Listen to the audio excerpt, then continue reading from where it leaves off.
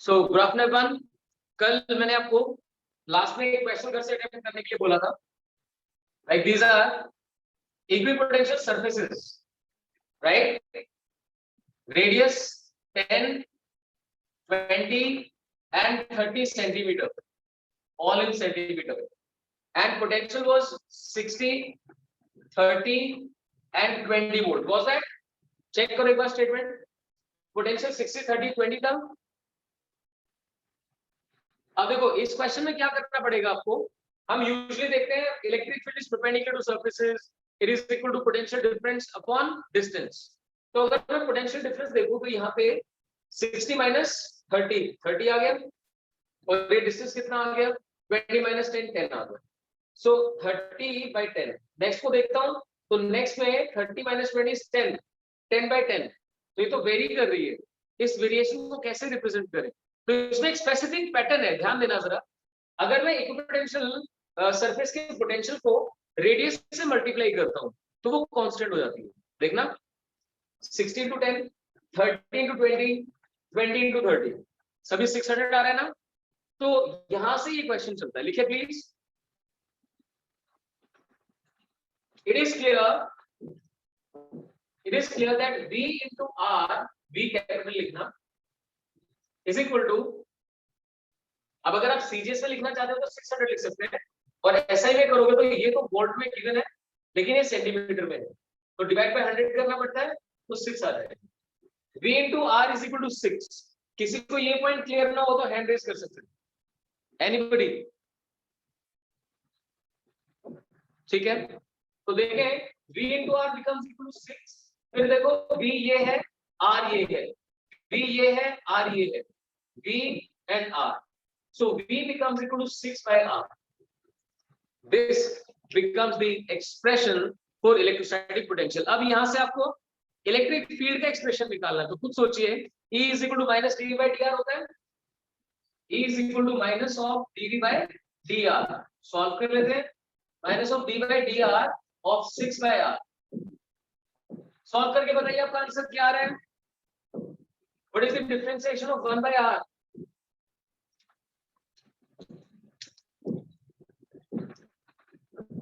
बताओ तो शाबाश।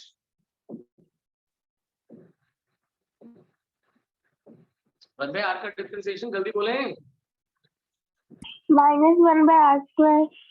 -1 by r square, तो माइनस माइनस प्लस हो गया, तो it is 6 by r square। Is that? So electric field comes out to be 6 by r square। आप यूनिट लिख सकते हैं वोल्ट पर मीटर। तो अब आप जो भी आर की वैल्यू पुट करेंगे that will provide you the value of electric field at that particular point. So देखें बहुत ही अलग सा क्वेश्चन था, तो कई बार डायरेक्ट चीजें नहीं मिलती तो हमें पैटर्न ऑब्जर्व करना पड़ता है। 16 into 10, 30 into 20, 20 into 30, that is 600 in CGS। I divide it by 100, I get 6 volt। 6 volt आ जाता है बेसिकली into मीटर आ जाता है। अब इसे V is equal to 6 by R लिख सकते हैं। 6 by R को आपने E फाइंड करने के लिए डिफरेंशिएट किया माइनस 3 by dr, जो पोटेंशियल ग्रेडियंट का एक्सप्रेशन आप यूज करते हैं, and that gets you the final answer as 6 by R square। Hope it's clear to everyone? ठीक है, नेक्स्ट क्वेश्चन लिखिए। लेट अस सी कौन सबसे पहले आंसर करेगा।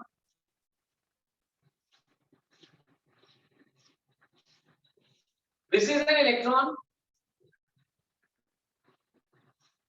right? And this is a positron। Electron and positron, we have discussed about these two particles। क्या होते हैं? इलेक्ट्रॉन के एंटी पार्टिकल को पॉजिट्रॉन कहते हैं। Initial separation between them is 10 angstrom। 10 angstrom। What will be their kinetic energy of each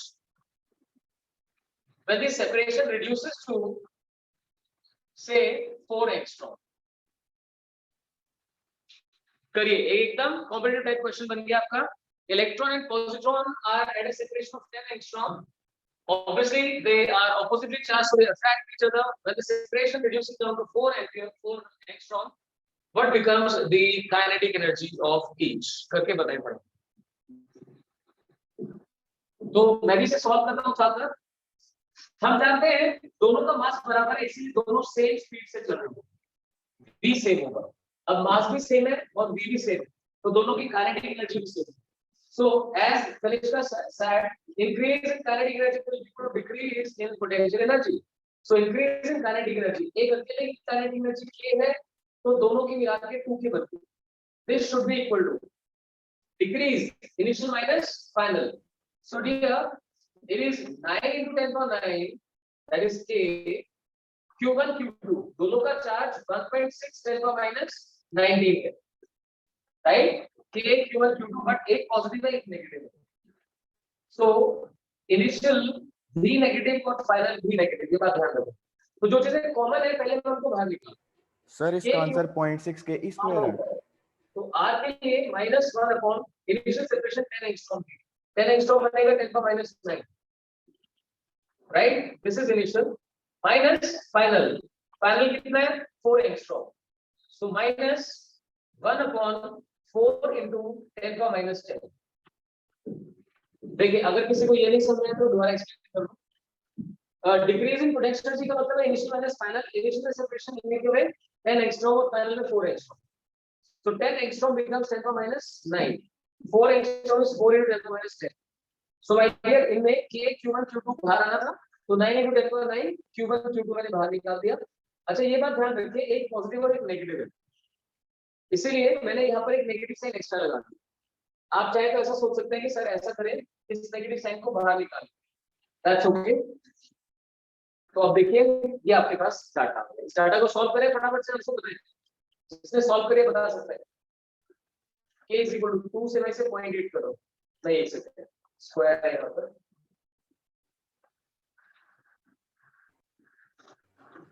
sir ये बनता है 0.6 into 10 की पावर 10 k स्क्वायर। देखते हैं Parikshit, let us also solve it, जल्दी करें भाई। -9/2 into 10 का -9 तो 5, 16 का स्क्वायर तो 56 होता है, तो 2.56 into 10 का -38, 19 to the 38। अब इस अंदर वाले पार्ट को देखते हैं, यहाँ से डिनोमिनेटर में 10 का -10 को ही कॉमन निकाल लेते हैं, 10 का -10 कॉमन निकाल देता हूँ, तो ये बचेगा 1/10 - 1/4, तो देखना 1/10 - 1/4। अब इसे क्या सॉल्व करें, 10 to the 20 एलसीएम बन गया, 2 - 5 तो -3/20 बन जाता है, तो यहाँ से निकलेगा -3/20, minus minus plus into 3/20। This is to be solved। अब देखिए 2 2 जा 4 बन गया, 4 से इसे सॉल्व कर लेता हूँ, डॉट 4 6 जा 24, 4 4 जा 16। अब तो काफी आसान हो गया, यहाँ देखना 10 का -10 और ये 10 आ गया, तो 10 का -9, 10 का -9 गेट्स कैंसिल। अब क्या बचा हमारे पास, यहाँ से 2 0 नीचे निकालता हूँ, फिर बन जाएगा 40 -40। तो अब सॉल्व कर लो, 9 64 और 3 का मल्टीप्लिकेशन जल्दी से बताएं, कर लिया तुम? परीक्षित सॉल्व किया तो बताओ, कनिष्का जपन 1728 एक बार दोबारा बोलो, 1728 1728 9728 सर 1.56 into 10 की पावर -18। 1728 into 10 का -40, is that? सर 1.56 into 10 की पावर -18 नहीं आएगा? नहीं बेटा, -18 तो कहीं से भी नहीं आएगा सर राउंड ऑफ करके मैंने किया, सर मतलब 9 into 10 is to power -19 लिखा है आपने, +19 आएगी पावर 10 की। और ये स्क्वायर भी तो है ना सर इसकी नहीं कह रहा मैं, k की वैल्यू में, इसकी वैल्यू है, k की वैल्यू में अगर आपने ऊपर +9 लिखी है 10 raised to power 9, नीचे लिखी है 10 raised to power -9। अच्छा हाँ ये बात एग्री करता हूं मैं। तो इसमें क्या हुआ, एक तो ये 9 आ गया और यहाँ से भी 10 का -9 था, 9 9 18 आ गया, तो -40 + 18, सही कह रहे हो आप, 1728 इंटू, अब यहाँ पे क्या आ जाएगा 10 का -22। परीक्षित अब बोलिए, बोल रहे थे आप 1.728 into 10 raised to the power. बोले फटाफट, what should be the answer? -90. -90. Exactly. So इतने जूल हमारा आंसर बन जाता है। ठीक है, एक बार क्विकली बता दो दोबारा से क्या क्वेश्चन था। Electron and positron are at a separation of 10 angstrom. What will be the kinetic energy of each when the separation reduces to 4 angstrom? So we know that increase in kinetic energy is equal to decrease in potential energy. Both have got same mass, so both will gain same speed. तो दोनों की kinetic energy बराबर होगी। तो twice of k is equal to, ये है decrease, initial minus final, 9 into 10 power 9 into charge का square q1 q2 divide by separation अलग था। तो initial separation 10 power minus 9 थी, final 4 into 10 power minus 10। ये नेगेटिव साइन इसलिए आया कि एक चार्ज पॉजिटिव है, एक चार्ज नेगेटिव है। बस दैट इज इट, सॉल्व करके हमारा फाइनल आंसर आता है 1.728 into 10 power minus 98 joule. Yes sir, यही है, वो 10 की गलती होगी थी सर। ठीक है, कोई बात नहीं। सर 9/2 कैसे लिखा था आपने? क्या कह रहे हो? 9/2 into 10 raised to power 9. इधर 2 की था ना, 2 की ओके सर, था। ओके। ये तो 9 into 10 power 9 ही था जो ऊपर लिखा हुआ है, सिर्फ 2 इधर से नीचे आ गया। ओके। नेक्स्ट क्वेश्चन,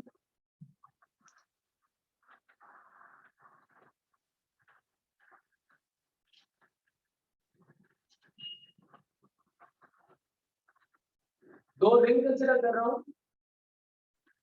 इसके ऊपर चार्ज 2 माइक्रोकूलम है, इसके ऊपर चार्ज 4 माइक्रोकूलम है। इसकी रेडियस भी 10 सेंटीमीटर है, इसकी रेडियस भी 10 सेंटीमीटर है। एक काम करते हैं, इस डाटा को क्लिक करूंगा। इसे कंसीडर कीजिए 3 सेंटीमीटर, रेडियस 3 सेंटीमीटर है और ये बीच की टोटल सेपरेशन 4 सेंटीमीटर है, centre to centre O dash. ठीक है, सो these are charges 2 microcoulomb and 4 microcoulomb, radius 3 centimeter and 3 centimeter each, separation between centers 4 centimeter, they have been placed coaxially, एक ही axis में रखा गया। आपको फाइंड करना है, calculate work done in moving -1 microcoulomb charge from O to O dash। Calculate work done in moving -1 microcoulomb charge from O to O dash। करें शाबाश, आपके लिए क्वेश्चन करने के लिए अराउंड 80 सेकेंड्स है। So let's see, 3 और 4 इसलिए दिया ताकि 5 बन जाए, 5 centimetre. Work done is charge into potential difference, so work done becomes equal to -10 power -6 into potential difference, मतलब फाइनल पोटेंशियल माइनस इनिशियल। इस पॉइंट का पोटेंशियल क्या होगा?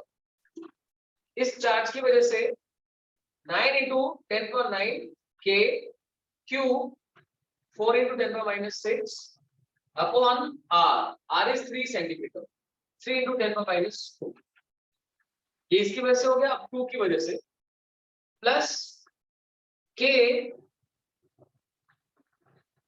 q upon r, r is 5 centimetre, 5 into 10 power -2। तो देखें, ये तो बना पोटेंशियल एट O डैश, इसमें से सब्ट्रैक्ट करना है potential at O, that is 9 into 10 power 9, इसकी वजह से पोटेंशियल लेंगे तो 2 into 10 power -6 upon 3 into 10 power -2, right, और ये माइनस साइन कैरी फॉरवर्ड होगा इसके पोटेंशियल के लिए भी। 9 into 10 power 9 4 into 10 power -6 upon 5 into 10 power -2। सभी ध्यान देना, मैं दोबारा एक्सप्लेन कर रहा हूं क्या लिखा है। Work done is equal to charge into potential difference. Charge जिसे मूव करना है वो -1 माइक्रोकूलम और इसे O से O डैश लेके जाना है, तो इसलिए potential of O dash minus potential of O लिखना। O डैश के ऊपर पोटेंशियल 4 माइक्रोकूलम की वजह से भी और 2 माइक्रोकूलम की वजह से भी, तो 4 की वजह से कितना हो गया, k q by r, r देख सकते हैं 3 सेंटीमीटर था, और इसकी वजह से फिर से k q by r, r कितना है 5 सेंटीमीटर, माइनस अब इस पॉइंट के ऊपर जो पोटेंशियल है वो 2 की वजह से k q by r 3 को लेके बनेगा और 4 की वजह से k q by r 5 को लेके बनेगा। तो ये आपको सॉल्व करना है। मैं भी करता हूँ, साथ साथ कंप्लीट करके बताएं, जो चीजें कॉमन आ सकती है उससे पहले कॉमन ही निकाल लेते हैं। That's equal to minus 10 power minus 6, यहां से कॉमन आ सकता है 9 इंटू 10 पावर 9, हर एक के अंदर है, देख सकते हैं आप। सो 9 इंटू 10 पावर 9, उसके बाद ये 10 पावर माइनस 6 सभी में है, देख सकते हैं, इंटू 10 पावर माइनस 6। अब यहां से चाहो तो इसे 2 कर दो, ये 2 बाहर आ जाएगा, ये 2 बाहर आ जाएगा, इसे 2 कर दो तो एक 2 भी बाहर आ गया। अब डिनोमिनेटर में 10 पावर माइनस 2 सभी के पास है, उसे बाहर निकाल लेना, डिवाइड बाय 10 पावर माइनस 2। अब क्या बचा हमारे पास, देखिए यहाँ पे है 2/3, 2/3, और यहाँ पर है 1/5, यहाँ पर है देखिए माइनस 1/3, और यहाँ पर है minus 2/5। So this is what we need to solve. अब देख लेते हैं यहाँ पर, चलो पहले इसे देखता हूँ, 2/3 माइनस 1/3, तो ये बचा 1/3, एंड 1/5 माइनस 2/5, ये बचा माइनस 1/5। 1/3 माइनस 1/5 कितना हो जाएगा, 2/15, देख सकते हैं एलसीएम 15 हो जाएगा, 3 5 जा 5 3 जा, सो 2/15। तो यहां से मुझे 2/15 मिल रहा है, तो मैं इधर लिख लेता हूँ माइनस 2/15, ये रहा। अब ये सॉल्व करना है भैया, देखते हैं, 3 3 जा 9, 3 5 जा 15। अब इधर देखो 10 पावर माइनस 2, ये ऊपर जाएगा तो इसे बना देगा 11, हट गया। इधर देखना -6 और -6, -12, तो -12 और +11 गया तो क्या बचा, -1, यानी डिवाइड बाय 10 आ गया। अब क्या बचा हमारे पास फाइनली, 2 3 2 एंड 5 10, सो 3 4 जा 12, -12 अपॉन 50, उसे भी थोड़ा और सॉल्व कर सकते हो, 2 5 जा कर देते, तो बन जाएगा 6/25, -6/25 जूल आंसर आ रहा है, उसे सॉल्व कर लेते हैं। -6/25 will be equal to 0.24, 0.24 joule is the answer। तो आप देखिए, पहले जब मैंने ऐसे क्वेश्चन करवाए थे तो वो जनरल करवाए थे कि क्यू चार्ज है, यहां से यहां लेके जाना है, डाटा नहीं गिवन था, रेडियस आर गिवन। इस बार प्रॉपर न्यूमेरिकल फॉर्म में किया, so you can see there is a little difference in solving it in numerical form, आपको पूरी कैलकुलेशन करनी है। तो अगर किसी का डाउट है तो हैंड रेज कर सकता है। मैंने 2 बार आपको बता दिया कि एग्जैक्टली हमें इसमें करना क्या है। हमें एग्जैक्टली इसके अंदर charge into final potential minus initial potential solve करना है। बस इस केस में पोटेंशियल फाइंड करते ध्यान ये रखना होता है कि यहाँ भी दोनों चार्जेस का पोटेंशियल कंसीडर किया जाए और यहाँ भी दोनों चार्जेस का पोटेंशियल कंसीडर किया जाए। फाइन, कोई है क्लास में जिसने बिल्कुल सही सॉल्व किया ये, can you raise hand? Very good Raghav. और कोई? ईशी, बहुत बढ़िया, चलो ठीक है, गुड। बाकी लोग भी थोड़ा ध्यान से करें। Let us move on to our next question.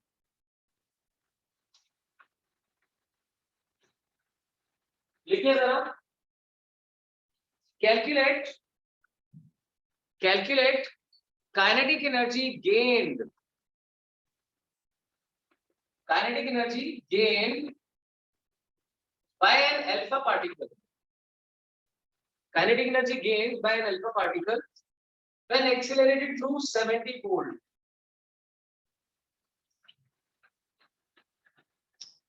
accelerated, sorry between लिख देना, through की बजाय, between 70 volt and 50 volt, 2 points हैं, उनके पोटेंशियल 70 वोल्ट और 50 वोल्ट है। एक अल्फा पार्टिकल 70 से 50 तक जाता है, हायर टू लोअर जाता है, तो काइनेटिक एनर्जी गेन करेगा। आपको अपना आंसर इलेक्ट्रॉन वोल्ट में बताना है, एक्सप्रेस इन इलेक्ट्रॉन वोल्ट। मैं आपको ऑप्शंस दूंगा, आप लोग सॉल्व करना शुरू करें। लेट अस सी, अब थोड़ा सा ना इस मोड में आ जाओ जैसे आप एग्जाम में क्वेश्चन सॉल्व करते हो, उस अर्जेंसी से, ढंग से सारे के सारे।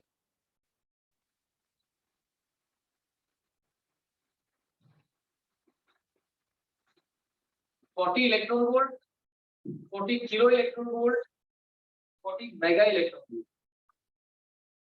और 0 electron volt, A B C D। करें शाबाश करके बताइए।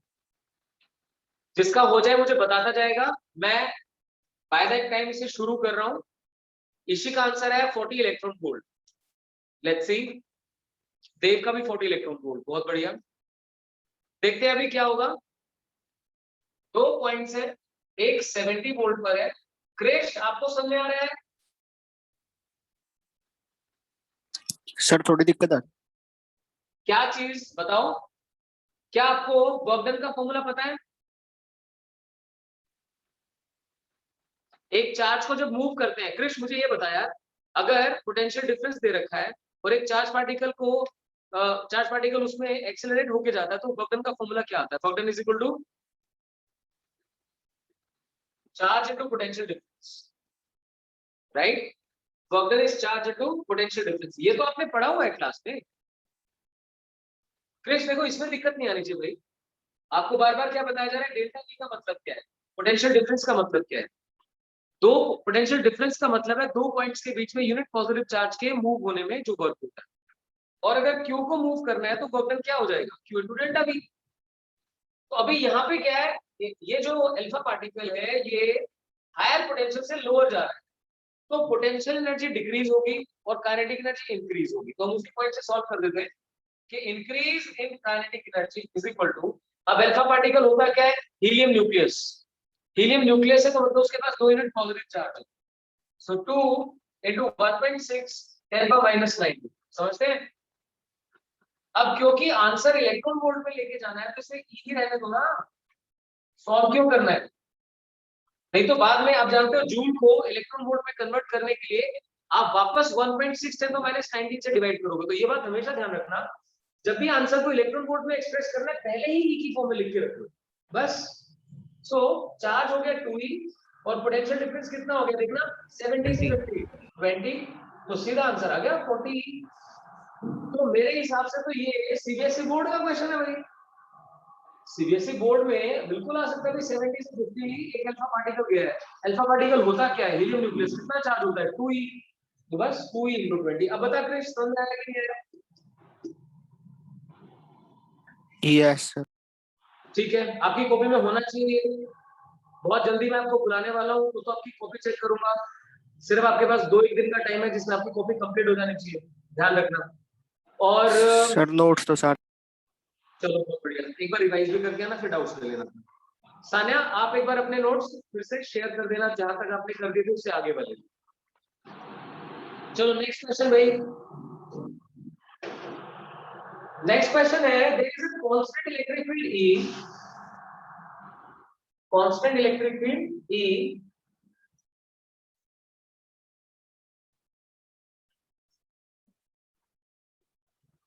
calculate kinetic energy gained by charge Q in time t. करें शाबाश। There is a constant electric field E in a region. You have to calculate kinetic energy gained by a charge Q in time t. Come on, करें फटाफट बताएं। सोचा करो क्या करना है। काइनेटिक एनर्जी, अरे इलेक्ट्रिक फील्ड में जितना वर्क हो जाएगा, चार्ज पार्टिकल भाग के जाएगा ना, तो जो क्रिश आप लोगों के लिए बता रहा हूँ बेटा, शाबाश करके देखो। इलेक्ट्रिक फील्ड जितना वर्क करेगी वो काइनेटिक एनर्जी में कन्वर्ट हो जाएगा। वर्क एनर्जी थ्योरम ट्राई करो। क्रिश सत्रिश आप मुझे बताते जाए जो पूछ रहा हूँ आपसे। चार्ज क्यू है, इलेक्ट्रिक फील्ड ई है, फोर्स कितनी हो जाएगी? QE। आपकी आवाज थोड़ी कम आ रही है। QE। अब टी टाइम में कितना डिस्प्लेसमेंट आएगा ये कैसे निकालूंगा? बताओ तो शाबाश। S is equal to half a t square. T time में डिस्प्लेसमेंट कितनी आएगी कैसे निकलेगा? S is equal to half a t square.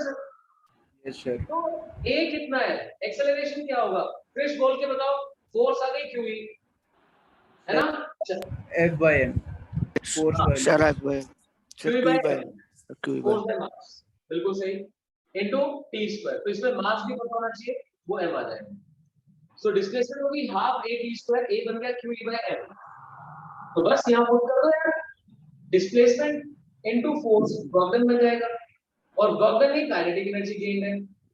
So kinetic energy is equal to QE into S, that is half QE by M into T square. So that simply becomes half of Q square E square by M into T square. आया सबको समझे? तो बिल्कुल basic kinematics का question था ये। Kinematics कहती है कि अगर आप डिस्प्लेसमेंट चाहते हो कांस्टेंट एक्सेलरेशन में रेस्ट से स्टार्ट करके, तो फॉर्मूला क्या होना चाहिए? S is equal to half a t square. So go for that. अब kinetic energy gain is equal to work done by the force. Which force? QE. QE multiplied by displacement gets to the work done. That's all. अगर by chance यहाँ पे acceleration variable होता, फिर आपको integration करना पड़ता, but electric field constant है। Electric field constant है, तो इसका मतलब यहाँ पे फोर्स इनटू डिस्प्लेसमेंट से बात बन जाएगी। फाइन, आई होप आपको ये समझ में आया ठीक से। Next question. चलो अब ये वैसा ही क्वेश्चन है जो भी थोड़ी देर पहले मैंने आपसे करवाया था। मैं इसके ऑप्शंस दूंगा आपको, and let us see class में सबसे पहले कौन सॉल्व करके दिखाता है। 12 माइक्रोकूलम और 8 माइक्रोकूलम के बीच की सेपरेशन है 10 centimetre. 10 centimetre. Calculate work done in bringing them 4 centimetre closer. ध्यान से देख लेना। Calculate work done in bringing 4 centimeter closer. I repeat, 12 microcoulomb, 8 microcoulomb are 10 centimeter apart. Work done in bringing them 4 centimeter closer is. तो उसकी option है A 5.8 joule, B 5.8 electron volt, C 13 joule and D 13 electron volt. तो करें करके अपना answer बताएं थोड़ा।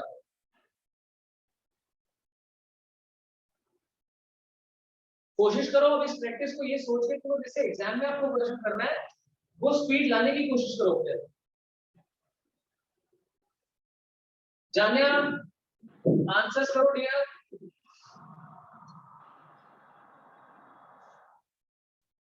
स्वास्तिक, I know कि आप सॉल्व कर लेते हो तो बोलते नहीं हो, but you should tell, otherwise मुझे कैसे पता चलेगा? It's very important for me to analyse all of you. Come on, 10 से 4 सेंटीमीटर क्लोजर। तो यहां पर यूज होगा चेंज इन पोटेंशियल एनर्जी, क्योंकि दो ही चार्जेस हैं, तो work done is change in potential energy, यानी कि final potential energy minus initial. और दो चार्जेस की पोटेंशियल एनर्जी का फॉर्मूला क्या होता है? Q1 Q2 by R।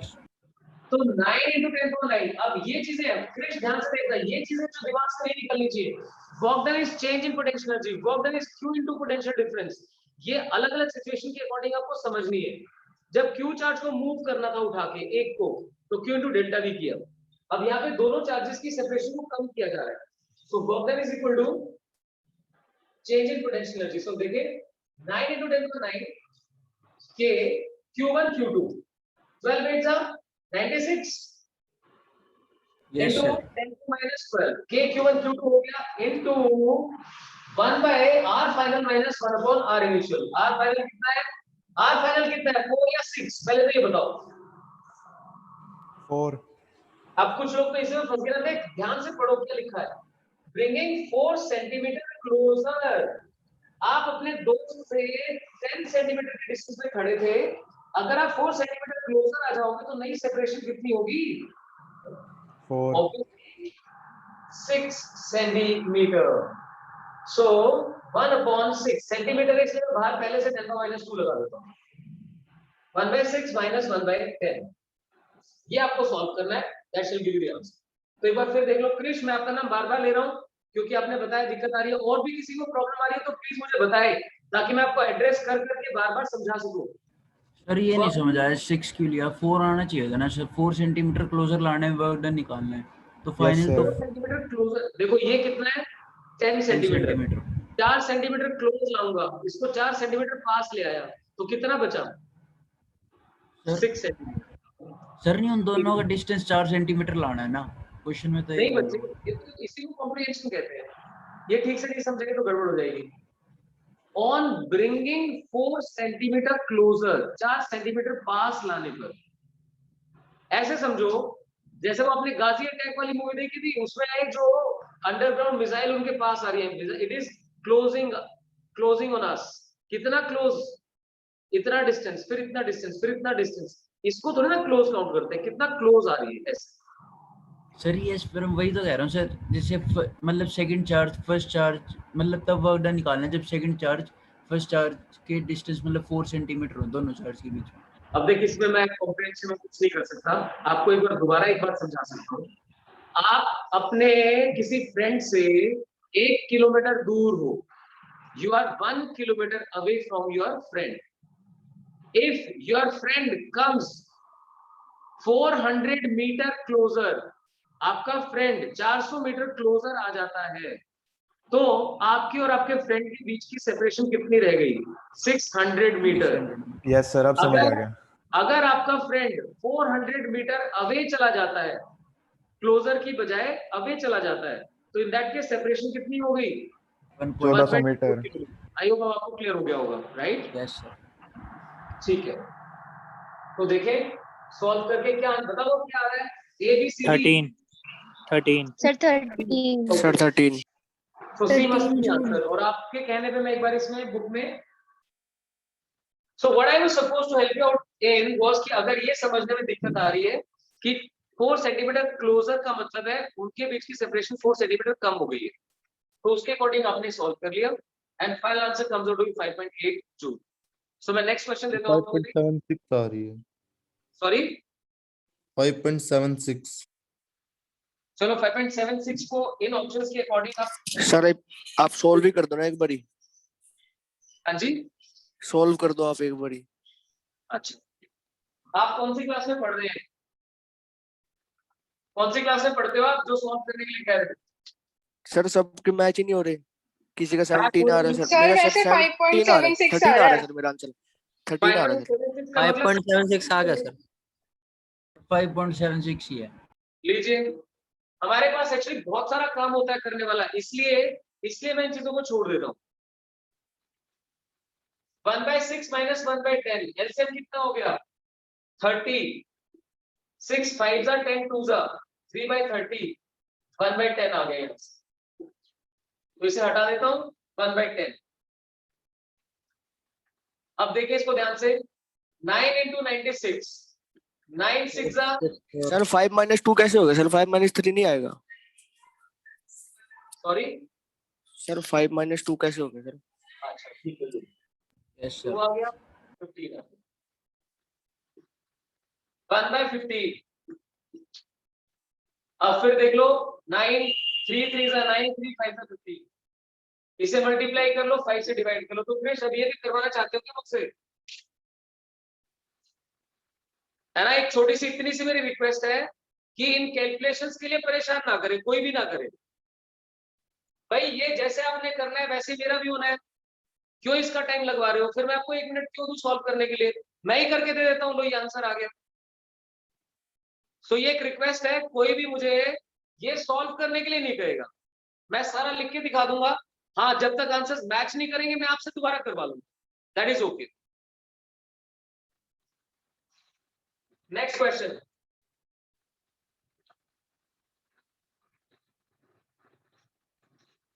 Next question लिखिए,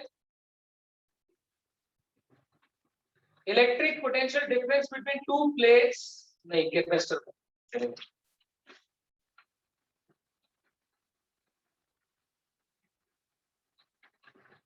ये लिखिए, there is a square of side 12, square of side 12 A B C D,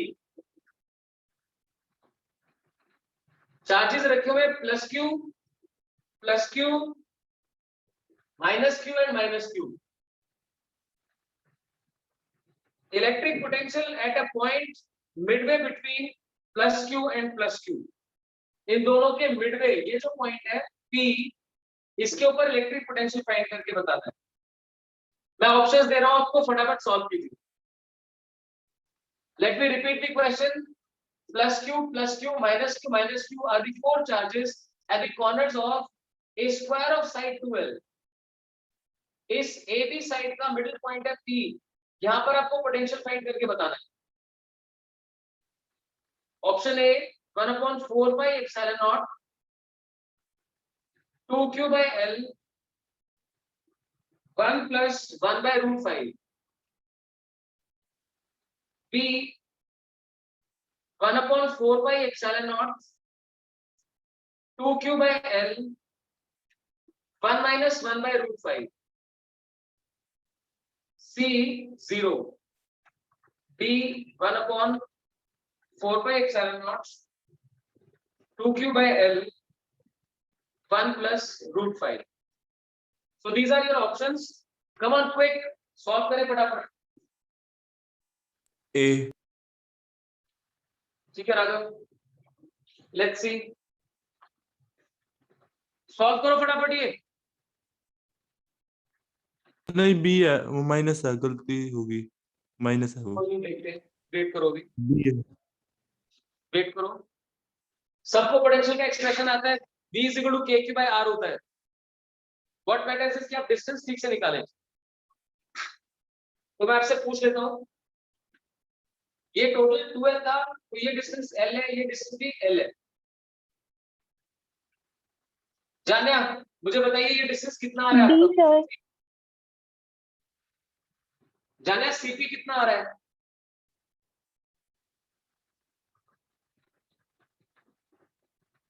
जानिया आगे देखो। Yes sir. हाँ बताओ dear. This is L, this is 12, ये कितना आ रहा है?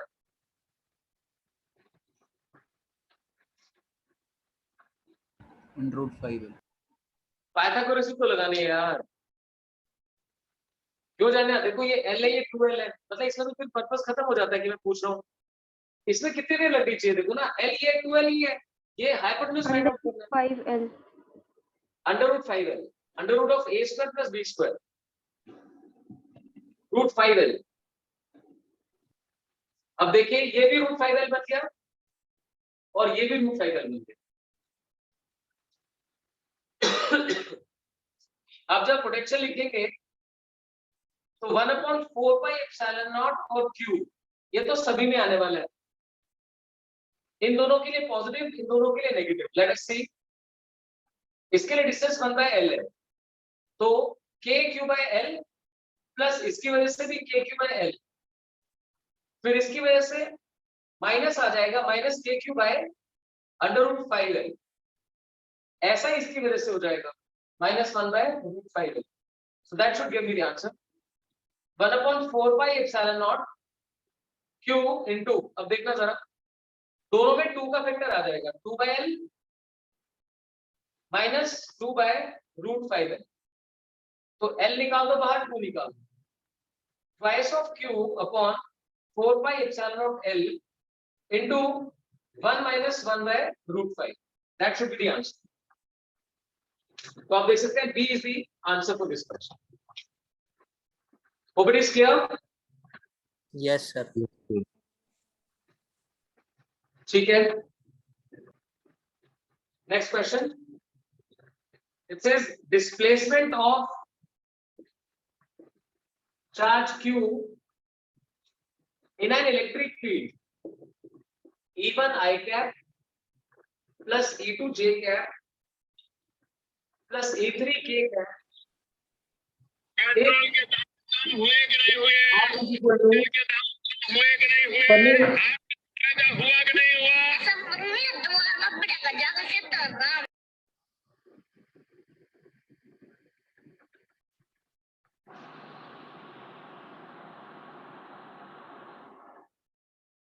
चलिए, R is equal to A I cap plus B J cap. Displacement of charge Q in this electric field is given by this. What is the work done? Work done कितना होगा? करके बताइए शाबाश। EAI Electric field is E I cap, E1 I cap plus E2 J cap plus E3 K cap, and the displacement of charge Q is A I cap plus B J cap. What is the work done? Calculate the work done.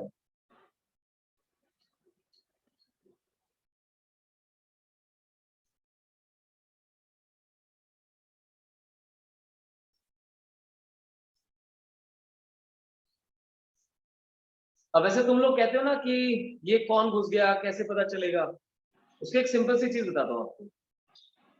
अब इस समय class में परनीत कौर है, already है, ये कितने लोगों को पता है? ये सिर्फ उनको पता है जो हमारे बैच में पढ़ रहे हैं, राइट?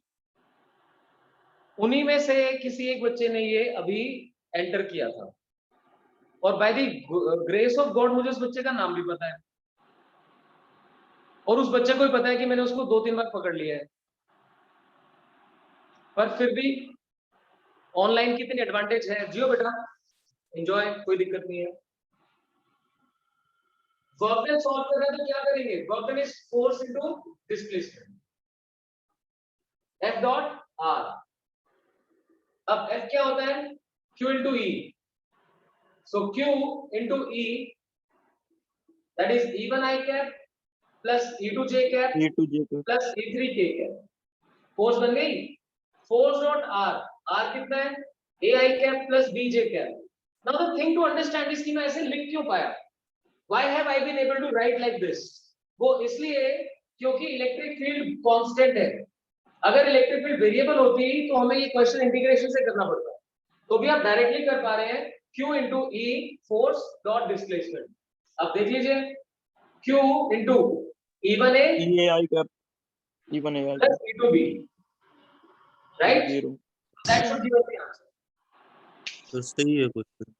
हाँ, किसी का बस ये डाउट थीटा बता दो कहां से आया सर इसमें। इस क्वेश्चन में किसी को कोई डाउट है तो पूछ सकता है।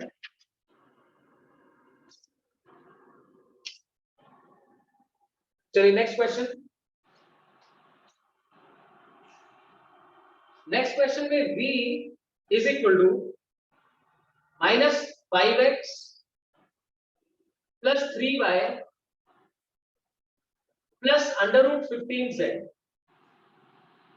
राइट?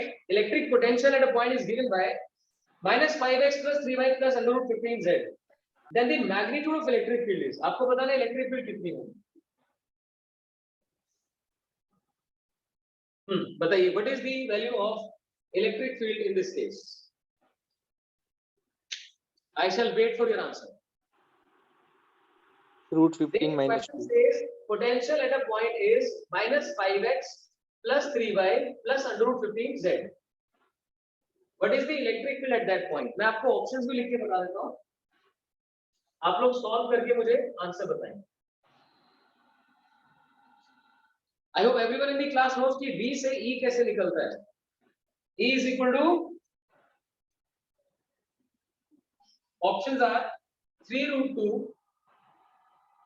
4√2,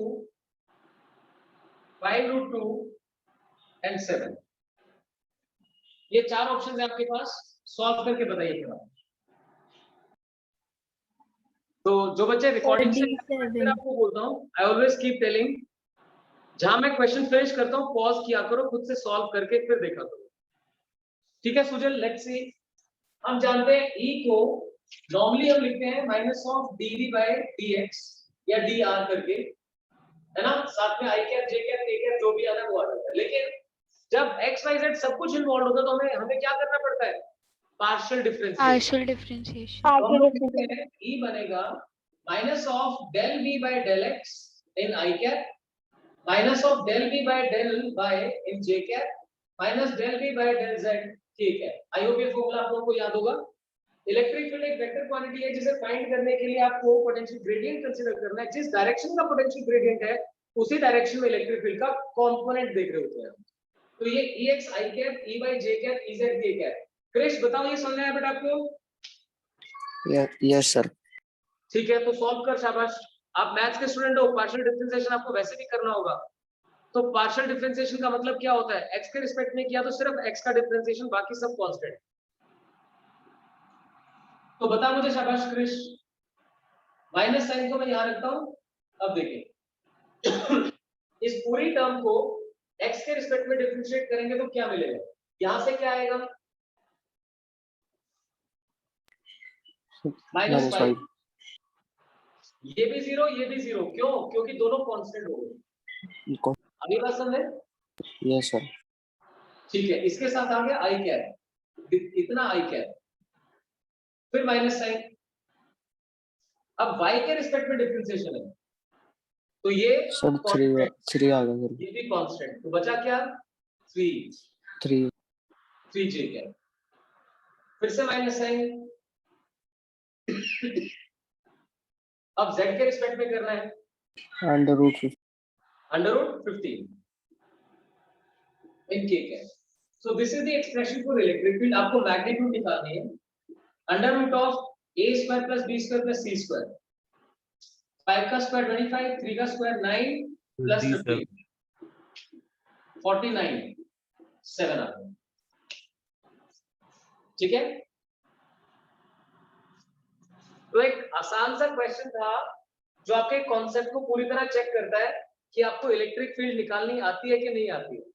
अगर v सिर्फ x के ऊपर डिपेंड करता है तो आप -dv/dx कर देते हैं, y के ऊपर करता है तो -dv/dy कर देते हैं।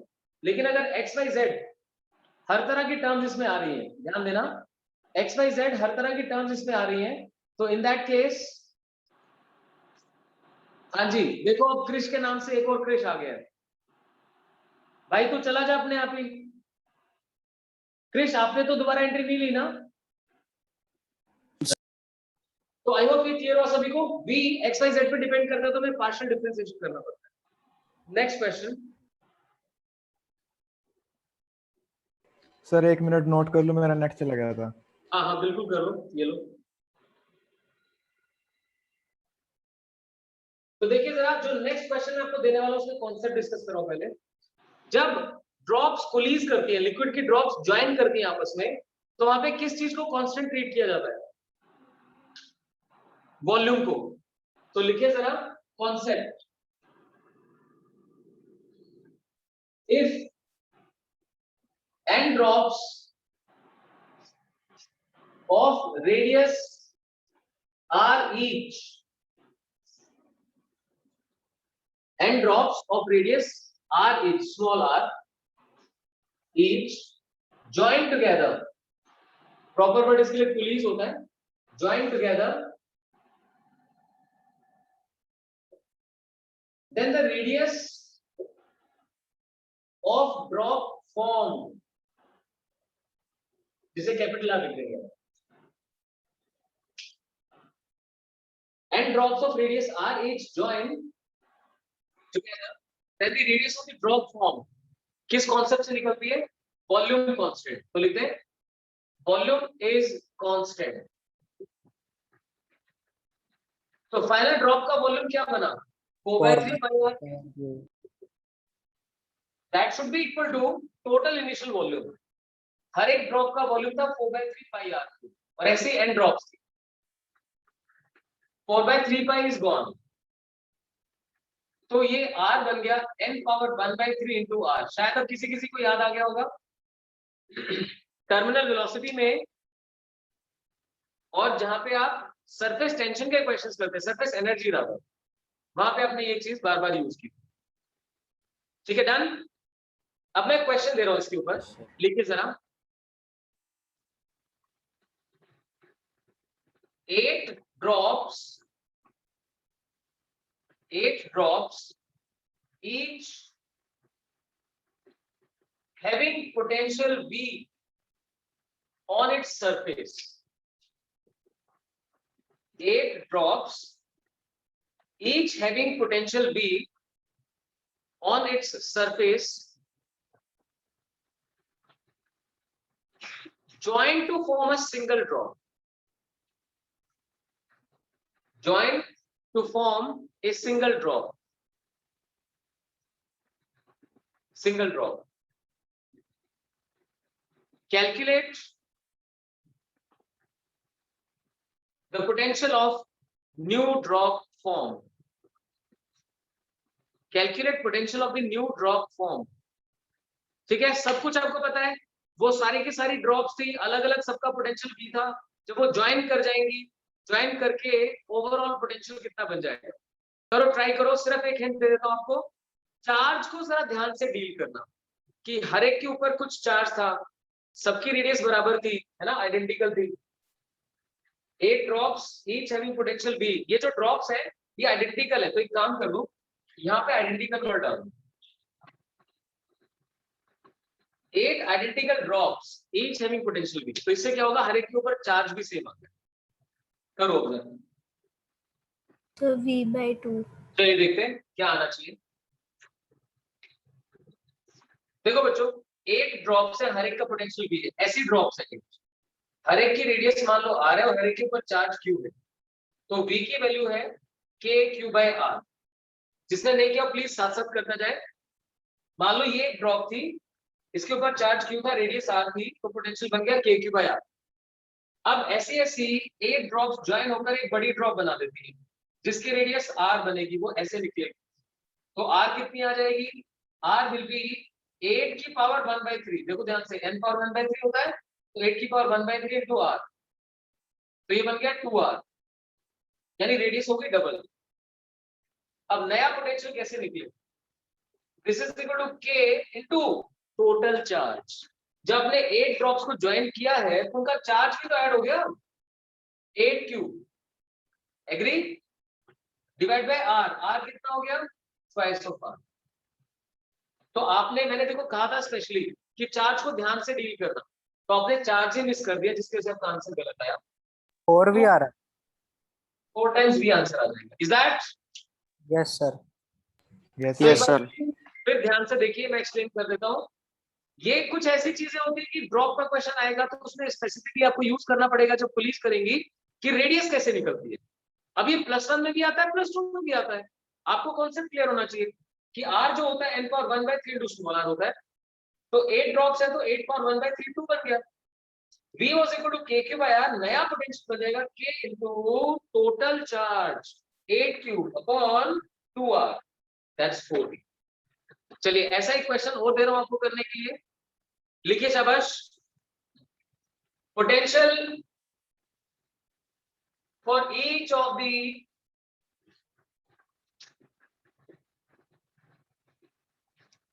potential for each of the 8 identical drops is 50 volt. For each of the 8 identical drops is 50 volt, यानी हर एक का 50 volt है। Find the potential of single drop formed. Find the potential of single drop. हाँ जी, 4 into 15 ही हो जाएगा। बिल्कुल। 200। सो ये था कि जैसा क्वेश्चन आएगा, मैंने आपको कॉन्सेप्ट समझाया, अब ये क्वेश्चन आएगा। क्वेश्चन है कि 8 ड्रॉप्स हैं, हर एक की सरफेस पे पोटेंशियल 50 है, वो आइडेंटिकल ड्रॉप्स हैं, ज्वाइन करेंगे तो बताओ नया पोटेंशियल क्या बनेगा। तो at the back of mind क्या होना चाहिए, देखो अगर कोई सोच रहा है कि वो सर्वाइव कर जाएगा ये याद करके कि 8 की केस में 4 आता है, तो भूल जाओ, क्योंकि अभी तो शुरुआत हुई है, पता नहीं कितनी तो +2 की चीजें पढ़नी है, कितनी +1 की पढ़नी है, तो याद नहीं रहेगा। याद क्या रहेगा वो मैं फिर बता रहा हूँ आपको। आपको याद रहेगा कि एक का पोटेंशियल था kq/r, नया पोटेंशियल बनेगा k इंटू कितनी ड्रॉप्स थी, 8q/, नई रेडियस कैसे निकलती है, n पावर 1/3 इंटू r से। अच्छा 8 है, 8 की पावर 1/3 2r, ये वो चीजें जो आपको याद रहेगी। तो इसीलिए अगर कोई डायरेक्टली ये सोचता है कि पिछले क्वेश्चन की बेस पे सॉल्व कर दो, तो प्लीज उससे बचना। नहीं वो ऐसे तो करो। पीछे रखा था ना सर, इसलिए। नहीं नहीं, मैं आपको ब्लेम नहीं कर रहा हूँ, वैसे बोल रहा हूँ, ये सिर्फ आपके लिए नहीं था, ये मैं जनरली बताता हूँ क्लास में, वैसे ही बताऊंगा आपको कि कुछ बच्चों को क्या होता है कि जैसे अभी सॉल्व किया, ले फटाफट आंसर डाल दो। तो मैं एज ए ह्यूमन नेचर को गलत नहीं कह रहा, बट मैं आपको ये कह रहा हूँ कि पेपर के लिए कब याद रह पाएगा, जब इसको एक दो बार कर लोगे। तो इसीलिए जब भी क्वेश्चन आता है आप इसे ट्राई आउट कर सकते हैं, ठीक है। I hope it's clear to all of you. चलिए आज के आखिरी 2 क्वेश्चंस करते हैं। ये एक इक्विलैटरल ट्रायंगल है जिसमें 3 चार्जेस रखे हुए हैं, small q and capital Q, such that the potential in your system comes out to be 0। ऐसे में आपको कैपिटल क्यू की वैल्यू फाइंड करनी है स्मॉल क्यू की फॉर्म। स्टूडेंट फिर ध्यान से ये डायग्राम बनाए, क्यू क्यू कैपिटल क्यू, लेकिन find capital Q, find capital Q if u is equal to 0, अगर इस सिस्टम की पोटेंशियल एनर्जी 0 रहती। करो शाबाश। आप जानते हो तीन चार्जेस की पोटेंशियल एनर्जी कैसे लिखी जाती है? हाँ राघव बोलो। सर ये इक्विलेटरल ट्रायंगल है। क्या कह रहे हो? Sir equilateral triangle. देखिए सभी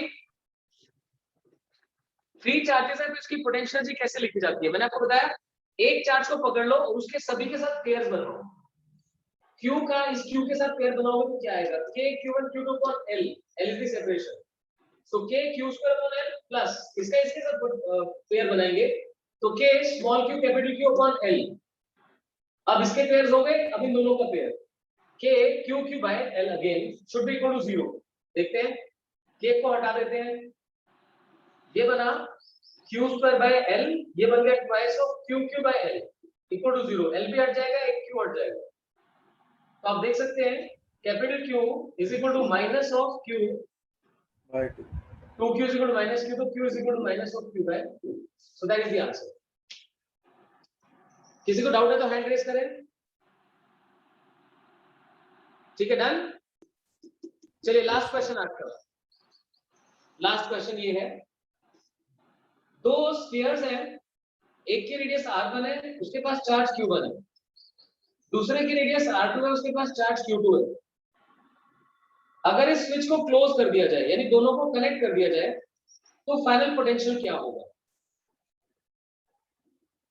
What will be the final potential if the spheres are connected? पहले समझ, आप जानते हो अच्छे से कि चार्जेस तब तक फ्लो करते रहेंगे जब तक दोनों का पोटेंशियल सेम ना हो जाए। तो फाइनली दोनों का पोटेंशियल सेम हो जाएगा। आपको यही बताना है कि वो पोटेंशियल की वैल्यू क्या होगी। That is to be solved.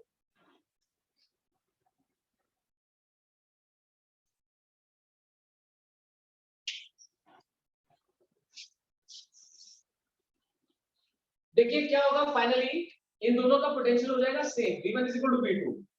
तो इसका पोटेंशियल क्या बनेगा कि इसके ऊपर होने वाला final charge q1 dash upon r1 should be equal to इसके ऊपर होने वाला final charge k q2 dash upon r2। तो यहां से हमें क्लियर होता है कि भाई q1 dash upon q2 dash जो होगा वो r1 बाय r2 के रेशियो में होगा। क्लियर? दोनों चार्जेस का रेशियो क्या होगा? r1 is to r2। तो देख लीजिए टोटल चार्ज कितना है? q1 plus q2। आपको क्या करना है? q1 plus q2 is equal to q1 dash plus q2 dash लिखा जा सकता है।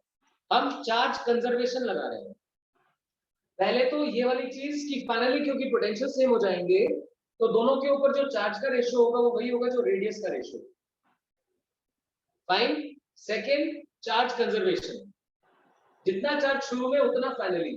So q1 dash plus q2 dash is equal to q1 plus q2। यहां से आप q1 डैश फाइंड आउट कर लो। देखो q2 डैश को क्या लिखा जा सकता है? q1 dash into r2 by r1 will become equal to q2 dash. देखो यहां से q2 डैश को इधर ले जाओ, इन्हें इधर लाके पलट दो, तो q1 dash into r2 upon r1 becomes equal to q2 dash. वो उठा के इसमें पुट कर दो, तो ये राइट हैंड साइड क्या बन जाएगी? देखिए q1 डैश प्लस इधर से q1 dash into r2 by r1। ठीक है? So q1 dash into r1 plus r2 by r1। तो q1 डैश की वैल्यू कितनी होगी? ये इधर जाएगा q1 plus q2 into r1 upon r1 plus r2। ना दिस इज समथिंग जो मैं आपसे, जो भी बच्चा कंपटीशन की अच्छी तैयारी कर रहा है उसे एक्सपेक्ट करता हूं कि वो डायरेक्ट लिख देता है इस चीज को। कैसे? मैं दोबारा बता रहा हूं, ध्यान से सुनना। ये सब अवॉइड हो जाएगा। पूरा चार्ज कितना है Q1 plus Q2, Q1 plus Q2 R1 plus R2 के ऊपर पड़ा हुआ है। मैं फाइनली चेक कर रहा हूँ R1 पे कितना होगा, तो देख लीजिए Q1 plus Q2 upon R1 plus R2 into R1। अगर मैं Q2 डैश निकालना चाहता तो Q1 plus Q2 upon R1 plus R2 into R2 आता। सो दिस इज समथिंग जो आप डायरेक्टली भी लिख सकते हो। अब देखिए final potential V, V is equal to, जब मैंने Q1 डैश निकाला तो इसी के अकॉर्डिंग सॉल्व करेंगे। K Q1 डैश यानी कि Q1 plus Q2 into R1 upon R1 plus R2 divide by R1, तो R1 से R1 कैंसिल, ये आंसर होना चाहिए। K Q1 plus Q2 upon R1 plus R2, this should give us the answer. ठीक है, and that is one of the options, B हमारा answer. तो मैं रिपीट करता हूं, फटाफट से ध्यान से सुनिएगा। जब आपने मेरे साथ फर्स्ट चैप्टर शुरू किया था तो बिल्कुल बिगिनिंग में हम लोगों ने एक बात अंडरस्टैंड करी थी कि दो कंडक्टर्स के बीच में चार्ज तब तक फ्लो करता रहता है जब तक दोनों का पोटेंशियल सेम ना हो जाए। तो वही मैंने किया। अगर फाइनली इनके ऊपर charges Q1 dash Q2 dash आने वाले हैं तो पोटेंशियल ये बन गए, Q1 Q2 डैश का रेशियो आ गया। लेकिन अब क्या लगाया, चार्ज कंजर्वेशन, जितना चार्ज शुरू में था उतना ही चार्ज फाइनली होना चाहिए। वैल्यू पुट करी और सॉल्व कर दिया। अब मैं बोल रहा हूँ ये मेरे बच्चे को अच्छे से आना चाहिए। जो मेरा बच्चा एम्स निकाल रहा होगा, IIT निकाल रहा होगा, NIT कुरुक्षेत्र भी जा रहा होगा, वो ये डायरेक्ट लिख पा रहा होगा पक्का। इतनी बात आप समझ लीजिए कि R1 प्लस R2 पे total charge Q1 plus Q2 है, R1 पे कितना बचेगा, तो Q1 plus Q2 is on R1 plus R2, how much will there be on R1, Q1 dash. उसके अकॉर्डिंग फिर आप B निकाल देते हैं, that gets you the final answer. ठीक है, आई होप आज की क्लास में आपको काफी प्रैक्टिस हो गई होगी। अब मैं नेक्स्ट क्लास से, मंडे से नेक्स्ट चैप्टर यानी कैपेसिटेंस शुरू करूंगा। ठीक है, माइक प्लीज ऑफ करें, माइक ऑफ करें। राइट, मंडे से नेक्स्ट चैप्टर स्टार्ट करेंगे। अभी कल और परसों में वीकेंड रिवीजन जो चलती है वो फर्दर कंटिन्यू करेंगे। ठीक है बच्चों, आप लोग जा सकते हैं। Thank you very much. Thank you sir. Thank you, sir. Right, good afternoon sir. ठीक है जी, गुड आफ्टरनून।